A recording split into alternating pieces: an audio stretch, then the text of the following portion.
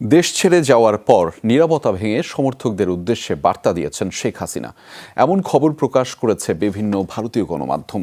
বলা হয়, ক্ষমতাচ্যুতির জন্য সরাসরি মার্কিন যুক্তরাষ্ট্রকে দায়ী করেছেন তিনি। যুক্তরাষ্ট্রের হাতে সেন্ট মার্টিন দ্বীপ ও বঙ্গোপসাগরের নিয়ন্ত্রণ তুলে দিলে শেখ হাসিনা ক্ষমতায় থাকতে পারতেন বলে উল্লেখ করেছেন।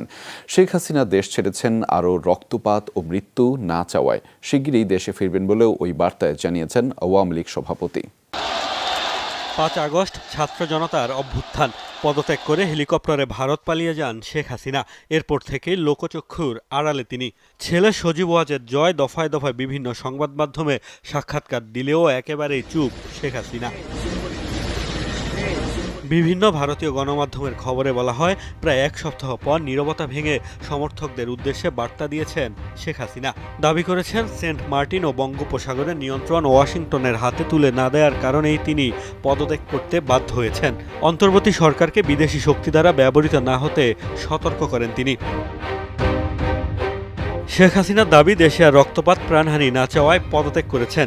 ছাত্র সমাজকে তিনি রাজাকার বলেননি, বিকৃত করা হয়েছে তার বক্তব্য। আবারও দেশে ফিরে আসার কথা জানান আওয়ামী লীগ সভাপতি। আওয়ামী লীগের নেতাকর্মীদের আহ্বান জানান মনোবল না হারাতে। ভারতের সংবাদ মাধ্যম প্রচার করলেও বাংলাদেশের গণমাধ্যমে এমন বার্তা পাঠানো হয়নি শেখ হাসিনার পক্ষ থেকে। দ্য প্রিন্ট লিখেছে, আগামী সপ্তাহে তার ভারতীয় গণমাধ্যমের মুখোমুখি হবার সম্ভাবনা রয়েছে। মোস্তফা